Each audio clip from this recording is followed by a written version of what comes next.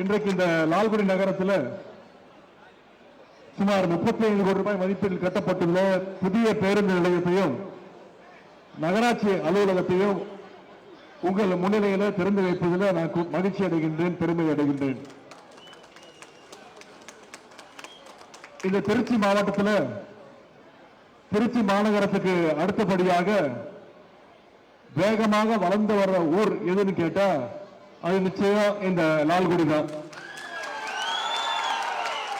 இன்னும் சொல்ல போனா தமிழ் சமூகத்துக்காக தமிழுக்காக முத்தமிழ் கலைஞர் அவர்கள் தண்டவாளத்தில் தலை வைத்து படுத்த கள்ளக்குடி இந்த லால்குடி தொகுதியில் தான் இருக்கிறது என்பது கூடுதல் பெருமை.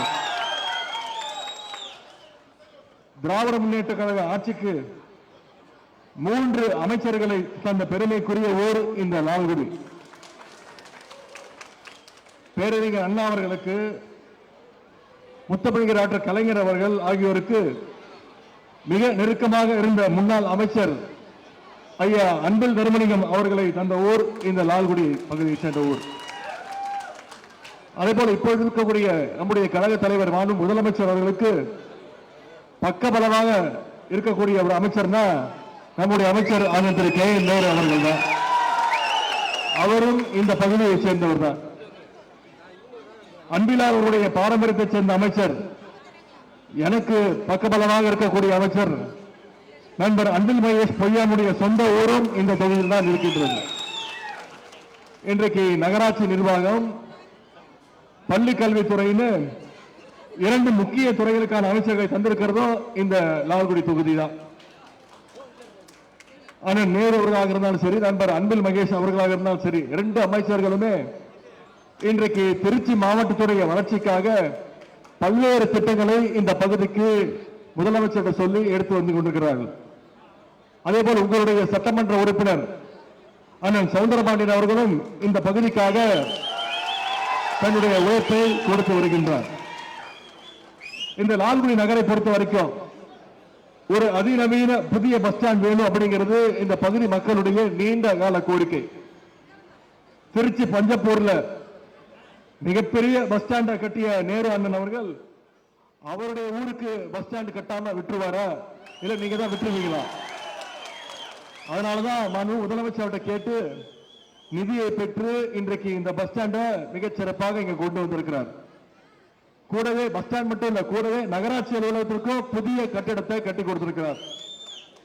லால்குடியில் ஏற்கனவே இந்த பஸ் ஸ்டாண்ட்ல நகர பேருந்துகள் மட்டும்தான் நிற்கும். லாங் டிஸ்டன்ஸ் போறவங்களுக்கு புறநகர் பேருந்துகள் அந்த வசதி இல்லை. குறிப்பா லால்குடியில மேம்பாலம் கட்டப்பட்ட பிறகு பழைய ஸ்டாண்ட் இருக்கிற இடத்துல ரொம்பவே இட நெருக்கடி இருந்துச்சு. இன்னைக்கு அந்த பிரச்சனைகளுக்கெல்லாம் முற்றுப்புள்ளி வைக்கின்ற வகையில் இந்த புது பஸ் ஸ்டாண்டை நாம இன்னைக்கு திறந்து வச்சிருக்கிறோம். லால்குடியில மட்டுமல்ல, இன்னைக்கு தமிழ்நாட்டோட அனைத்து பகுதியிலையும் அனைத்து வளர்ச்சி திட்டங்களையும் நம்முடைய முதலமைச்சர் அவர்கள், நம்முடைய திராவிட மாடல் அரசு கொண்டு வந்துகிட்டு இருக்கு. குறிப்பா ஒவ்வொரு மக்கள் நல திட்டத்தையும் நம்முடைய முதலமைச்சர் அவர்கள் கொடுத்துக்கிட்டு இருக்கிறாங்க. மகளிருக்கான விடியல் பயிர திட்டமாக இருக்கட்டும், பள்ளி குழந்தைகளுக்கான முதலமைச்சர் காலை உணவு திட்டமாக இருக்கட்டும், புதுமை பெண் திட்டமாக இருக்கட்டும், நான் முதல்வன் திட்டம், தமிழ் புதல்வன் திட்டம், 10 லட்சம் கல்லூரி மாணவர்களுக்கு லேப்டாப் வழங்குகின்ற திட்டம், இது எல்லாத்துக்கும் மேல இன்னைக்கு இந்தியாவையே திரும்பி பார்க்க வச்சிருக்கிற திட்டம் தான் கலைஞர் மகளிர் உரிமை தொகை திட்டம். இந்த திட்டத்தில் இன்னைக்கு ஒவ்வொரு மாசமும் நம்முடைய முதலமைச்சர் அவர்கள் 1,31,00,000 மகளிருக்கு மாதம் 1000 ரூபாய் வந்து வழங்கிட்டு இருந்தாங்க. இந்த திட்டத்தை வர்ற சட்டமன்ற தேர்தலுக்குள்ள எப்படியாவது நிப்பாட்டணும்னு சில சூழ்ச்சி செஞ்சாங்க. நம்முடைய முதலமைச்சர் என்ன சொன்னாரு? நான் கொடுக்கிற 1000 ரூபாவை நீ நிப்பாட்ட முயற்சிக்கிறியா? என்னுடைய தமிழ்நாட்டு மகளிருக்கு நான் இனிமே 5000 ரூபாய் கொடுக்கிறேன்னு இந்த மாசம் 5000 ரூபாய் ஒவ்வொரு மகளிருக்கும் கொடுத்திருக்கிறார். பிப்ரவரி மாசம், மார்ச் மாசம், ஏப்ரல் மாசம் 3 மாசத்துக்கு சேர்த்து 3000, கோடை கால சிறப்பு தொகையாக 2000 ரூபான்னு 5000 ரூபாய் 2 நாட்கள் முன்பு நம்முடைய முதலமைச்சர் அவர்கள் 1,31,00,000 மகளிருக்கு சிறப்பு தொகையாக கொடுத்திருக்கிறார். அது மட்டும் இல்ல, மீண்டும் நம்முடைய கழக ஆட்சி அமைஞ்சோடனே மகளிருக்கான உரிமை தொகை 1000 ரூபாயிலிருந்து உயர்த்தி 2000 ரூபாய் இனிமே மாசம் மாசம் கொடுப்பேன்னு அந்த வாக்குறுதியும் கொடுத்திருக்கிறார். நம்முடைய முதலமைச்சர் அவர்கள் சொன்னா நிச்சயம் செஞ்சு காட்டுவாங்க, நம்பிக்கை உங்ககிட்ட இருக்கு. இன்னைக்கு தமிழ்நாட்டு மக்கள் மிகுந்த மகிழ்ச்சியில் இருக்காங்க. மகளிர் கூடுதல் மகிழ்ச்சியில் இருக்காங்க. இந்த திட்டத்தை முடக்க நினைச்சாங்க, இன்னைக்கு பேர் அதிர்ச்சியில் இருக்காங்க. இந்த 5 வருஷத்துல இந்த திட்டம் மட்டும் இல்ல, லால்குடிக்கு பல்வேறு திட்டங்களை நம்முடைய அரசு கொண்டு வந்திருக்கு. இதுல சிலவற்றை மட்டும் இங்க உங்களுக்கு ஞாபகப்படுத்த விரும்புகின்றேன்.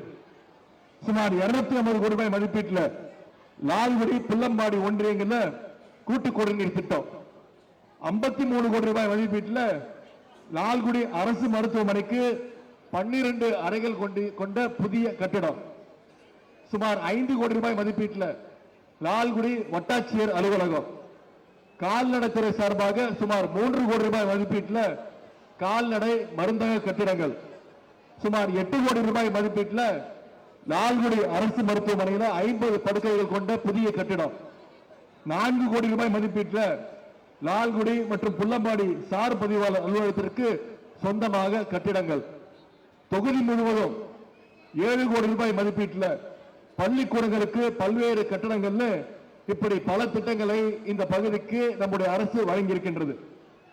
இந்த லால்குடியோட வளர்ச்சிக்கு தொடர்ந்து பல்வேறு திட்டங்களை செயல்படுத்த இந்த அரசுக்கு நீங்க அத்தனை பேரும் உறுதுணையாக உங்களுடைய ஆதரவை தரணும்னு நான் கேட்டுக்கொள்கின்றேன். இந்த புதிய பேருந்து நிலையத்தை இங்க வந்திருக்கக்கூடிய மக்கள், இந்த பகுதி மக்கள் நல்லபடியாக சிறப்பாக பயன்படுத்துங்க. இதை சுத்தமாக சுகாதாரமாக மெயின்டைன் பண்ண நகராட்சிக்கு பொதுமக்கள் நீங்க உங்களுடைய முழு ஒத்துழைப்பை கொடுங்கன்னு நான் கேட்டுக்கொள்கின்றேன்.